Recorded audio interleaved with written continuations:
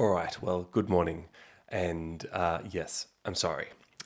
Look, I tried this new thing out, the Brains and Gains series. I guess my thinking was to try and make it more casual, approachable, educational content form. But the people have spoken. and yeah, it's not a. There was mixed feedback. So I think the place I was coming from was to try and uh, I well, okay, I think it has to be said it was probably a little selfish because I was trying to be hyper efficient and involve working out and YouTube into one activity. But I genuinely did want it to be a kind of enjoyable format. But I think fundamentally this just isn't casual content. And maybe I have to come to terms with that. And I don't know if I was in denial, but I was experimental, and that's fine. In YouTube, it's one of the nice things about YouTube is you can be experimental and try different things out. And I just hope I didn't offend anyone. And I was making I make these videos to try and build educational content and trust and rapport and things. But most people were just really frustrated, I think, with my grunting. But look, I think, this is not casual content and it requires my full attention, and I'm here for it. That's absolutely fine. I need to have something to do with my hands, so I do have a cup of tea, and you guys have put in more comments with more questions, so I'll keep going. And I love this format as well. This is a more intimate, and I guess more deliberate format as well. So very happy to just be answering comments with a cup of tea on a lovely Sunday morning and see how that goes.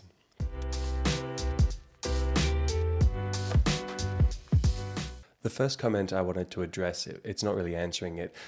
It was from Coffee Candy Therapy, and they were answering or commenting regarding a comment I made in my Workout Brains and Gains video around suicidal ideation and suicide. By the way, I'm not familiar with YouTube's algorithm around these concepts and whether the video gets taken down if you mention the word. I've heard that they're quite sensitive around it, but I'm just going to speak openly around it in a professional kind of manner, and YouTube will do whatever YouTube does. But well, here's the comment. Let's read through the comments. So Coffee Candy Therapy was saying, I'm a third year psych major, and pause at the 2 minutes in. My guy, I've dealt with depression for as long as I can remember. I'm 36 now, and I've never quite looked at suicide as being so wholly against human nature and biology. It's wild to think of it from that perspective because I've been stuck thinking like I do for so long that, and I don't know at what point it became normalized for me, it doesn't feel like the severe deviation from nature that it really is. Now I have something to overthink tonight, lol. Okay, sorry about triggering a cycle there, but that's right. I mean, humans have been around for 200-ish thousands of years, and our primary drives are evolutionary, right? And then we've got all these cultural and social kind of spins and manifestations of evolutionary drives like sex and hunger and violence and, these really raw, primal urges. And denying them off is just another way of managing them, and maybe not that helpful. So better to work with them, understand them, and try and try to recognize how they influence the decisions we make, whether it's conscious or unconscious. On the subject of suicide, the ultimate goal of any organism is survival. So it's reproduction and survival until reproduction, and then some organisms and insects might die off after generating another generation. But to think about the evolutionary benefits of suicidal ideation is a complex task because it's paradoxical. And I guess as I was saying in the other video, suicidal ideation can be a result of or serve multiple different purposes, and it's very hard when you're in it to realize it by yourself. So my number one piece of advice is get help, like work with a therapist, and if you need a psychiatrist. I guess not all suicidal ideation is pathological. You know, that's an important thing to do. It's not because someone fantasizes about these things that they have a mental illness. So it can be a very normal response. I mean, think of someone who's just, lost the dignity of life, dependent on, I mean, if I'm thinking of myself and I become, if I lose function, if I lose dignity, if I'm in pain all the time, suicidal ideation can be a adaptive fantasy to have an escape from, being in a horribly tormenting place. So I wouldn't consider that a mental illness in that specific context. In other contexts, it absolutely can be a mental illness. And so everyone's different. So everyone needs their own formulation, right? Their personalized description and explanation as to why they're experiencing what they're experiencing at this point of time. It's interesting to read this kind of comment about someone who's dealt with depression and is doing therapy, because there are a lot of kind of therapists and mental health workers who have lived experience, and it can provide a really important aspect to their work, a kind of lived understanding of what a patient is going through. I think it's really important, though, that if you're actively experiencing mental health issues whilst you're working in the mental health field, that you have a good support system in place, because the most vulnerable of society, and let me see if I can word this a bit better. People who are in distress, who have ways of eliciting, I guess, a care response in caregivers, can really destabilize people with lived experience. So, if you've had a difficult history with depression or something like that, and then you're managing someone who, let's just say that it's an antisocial person who knows how to kind of find people's weaknesses and destabilize them, that can be really bad. And at the end of the day, it's a job, right? You need to be safe in your workplace, and you don't want to be getting destabilized from going to work. So it's just really important. Anyone with lived experience or experiencing mental illness, working in the mental health field as well, with any field, but specifically in the mental health field, that they get a really good support network in place so that they can get help. All right, next comment. Nadezja. By the way, Nadezja, you ask very good questions. You got to keep these coming. Please keep commenting, because I like these ones. So Nadezja's talking about the benefits and risks around having a YouTube channel as a healthcare provider. And I think if you think about this kind of fact, I don't like the term fact. If you think about what the evidence has shown in what I'm about to describe, I think this is one of the big benefits of a YouTube channel. So the evidence is pretty clear that if you go to see a therapist, the strongest predictor of good outcomes in the therapy is the alliance with the therapist, more so than the skill or like experience or type of therapy that the therapist provides. So if you see the best, CBT therapist in the world, but you're not able to form a kind of therapeutic rapport with them, it's not going to be worth much. But what a YouTube channel allows you to do is you get a sense of the person before you're paying money, right? And at the end of the day, it does really, if we're being honest, it comes down to money, because it's really expensive to kind of go through lots of therapists to find the right relationship or the right kind of connection, therapeutic rapport, whatever you want to call it. And so this saves a bunch of money because you can get a sense, like in this specific context, you get a sense of who I am or how I communicate, and whether it's maybe you feel, this guy's way too casual, I'm not gonna bother with him, or maybe you get the opposite response, or I don't know. So hopefully it saves people money. And then yes, in the previous video I talked about some of the negatives of being on a YouTube channel, and yes, stalking is a very big one. I'm like, psychiatrists are at increased risk of having kind of stalkers, and that would just be really life-shattering. So I don't have a great response to that. It is just an inherent risk in doing this. I guess I just kind of think at a bigger scale, and feel like overall, if I'm a champion for good mental health care, that the benefits outweigh the risks on balance. So we'll see though. Yeah, hopefully that never happens to me, fingers crossed, but you never know. It's a tricky one. So Nadezhd is asking, I'm genuinely curious though, how has becoming a psychiatrist affected your personal relationships? Has it helped you see parents differently, especially your romantic relationships? I've always wondered if a psychiatrist may find it harder to find a life partner given the deep awareness you have of other humans. That's such a good question. Gosh, I like that question. All right, let me have a think. I had a friend the other day ask me, like, do you just automatically psychoanalyze your friends and family? And at the time I was like, not really. Like, try and separate work from relationships a bit, and you're obviously extremely biased in personal relationships, but it's not.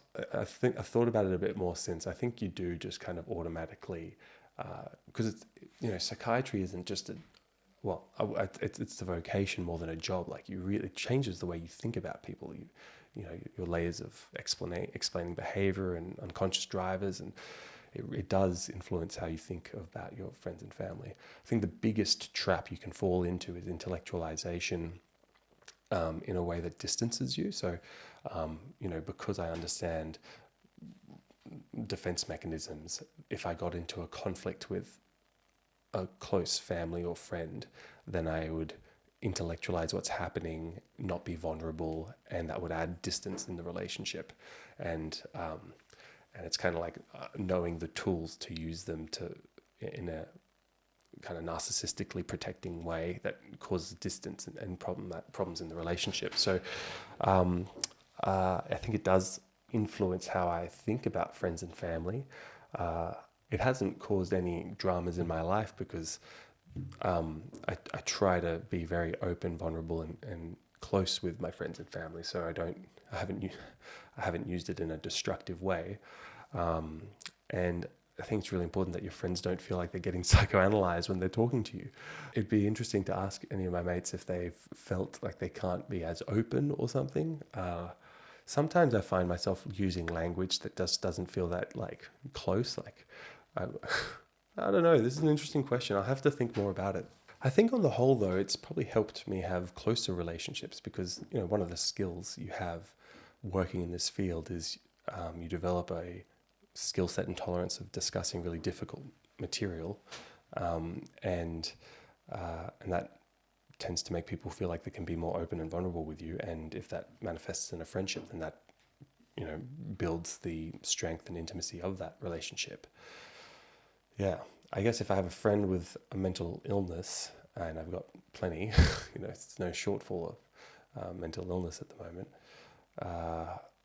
it's hard to not have an opinion, right? Especially if I've known someone for like decades and I have a different internal explanation than their professional team has. That doesn't happen often, but like it has happened. And just keep it to yourself. Like, it's not my role, right? I'm allowed to have an opinion, but I recognize that it's biased because of the friendship, so I don't hold it that strongly, and I try not let it influence the relationship unless they're curious, and then it's always speculation, right? I'd never diagnose a friend. I'd never accept a friend as a patient or anything like that. It's very important to be aware of your conflicts of interests, but certainly you can kind of brainstorm, well, have you thought about this? And, well, if you're getting these symptoms when you're doing this, what about this? And then just redirect to discuss that thinking with the psychologist. I think another way that it influences relationships, though, is just the amount of work. Like, I've had 6 months where I've been quite distant and isolated from my friends and family, and so there's just been a bit of distance. And now I need to put more work into the relationships again, and reconnect. But I think that's the same with any kind of job that requires lots of hours. And especially if you're studying for exams, because when you study for an exam, there's no upper limit of how much you can study. Like, you could literally just study 24/7, and still you might not study enough. So it's very hard to manage that kind of time. But as you probably know, I'm just finished, hopefully, my last exam. So hopefully that won't be an issue again. All right. The next comment is by J.R.B. J.R. Bradska. I don't know. If you guys want to just put your names in the comments, maybe that'll be easier. This comment's about how interesting it is that anxiety charges the psychosis. Like, imagine if he wasn't scared of the voices, just kind of lets them blow through. I think he'd become much more down. I think the anxiety excites the brain, which feeds back into the voices in a cycle. Now, this is a comment to a video around someone who was experiencing psychosis, and I thought it was an interesting question to think about, because I think it slightly misinterprets one of the core aspects of psychosis, and maybe, not on purpose, but maybe simplifies the possibility of separating feelings from perceptions. So definitely, once someone has their psychosis optimized in medication treatment, then you can do therapy as well, to help your response to perceptual abnormalities like hallucinations. And part of that can be learning how to let the experiences blow through you. But I just want to talk a bit about the core fear in psychosis, which is that of annihilation anxiety. So really, at the fundamental level, when you are in psychosis, you aren't able to distinguish reality from nothing, like from non-reality. And so that generates an anxiety, because you can't know what's real, what's not real. And frequently when someone's in a psychosis, I mean, it's their internal reality that's real, and the external reality is like the dream. Like, they look through you, and there's a perplexity, like, what is all this? This is all very odd. And what's happening internally, that's what's salient, which is a key word. That's what's really meaningful and important, and drawing my attention. But in psychoanalysis, the core fear in psychosis is annihilation anxiety, and that's the fear of complete and utter destruction of the self. And it's the rawest kind of fear. It's the fear of an event. Like, it can be thought of like as the fear of a baby crying and no one coming to soothe it. Just pure raw. You don't have an understanding of the world. You don't have the ability to self-care for yourself as a baby, and then you're just begging for help, but no one comes. That's annihilation anxiety. And that's what is through a lot of psychodynamic reflection, is thought to be the type of anxiety that manifests in psychosis. So it takes a really significant amount of insight to your psychosis to be able to let them just blow through, to be able to use this kind of diffusion technique, where cognitive diffusion techniques, the CBT technique, where you just kind of let things wash over you, like you ride the wave of a panic attack, or you let the anxiety wash over you, that kind of thing. So I think it's an excellent principle, but you have to be realistic with how possible it is in someone who's acutely unwell. All right, next comment was from JK Hawk in JK. I'm struggling with these names, guys. What do you think is the most interesting / your favorite kind of delusion? So I wouldn't describe a delusion as a favorite.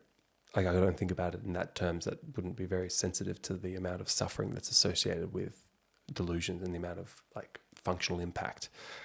There's no kind of favorite delusion. But interesting, yes, there are very interesting delusions. I think it's really interesting when someone has a delusional disorder, because often they can have completely normal functional abilities. They can go about their life, they can have healthy relationships, they can perform well at work. And then there's just this little pocket of beliefs that's really well contained and circumscribed. It doesn't leak into the other areas of life, but it's just completely a delusional system. And so, for example, they might have I've got to speak broadly here because I don't want to identify anything I've seen, but someone might have a belief that a certain person has been like slowly releasing gas into their apartment, and that it's slowly like cooking their brain or something, and they still go about their life, but it's very distressing. But they're able to like have a relationship, and they find ways to kind of manage normal life. Like they might tape the doors. They might only see their partners at their house, and they might have to do certain different types of work. They might change jobs frequently. I guess that might imply that there's some functional impact. But the point is, if you met them on the street, if you just talked to them typically, and sometimes even for the first half of a review, you're like, what's going on here? Like, there's no issues. And then it kind of comes up eventually. And so I find that pretty interesting, that it can be so well adjusted to. And there's probably heaps of people out there that we just never know about, because they're able to operate fine, who have a kind of delusional system, and doesn't cause enough problems for them to come to the mental health services. So yeah, I find that pretty interesting, that the brain finds ways to integrate into social milieus, despite maybe having mental illness or something like that. Guys, I'm going to leave the video there. I hope you enjoyed this format, and I've almost finished my cup of tea. And I mean, if you want to keep seeing these videos, just keep commenting. It's literally that simple. When I get 3 or 4 comments that are really interesting and stimulating, then I make a video, and I really enjoy it. So let's keep this format going. All right, let's leave it there. I wish you guys a beautiful day, and I'll see you all in the next video. Bye for now.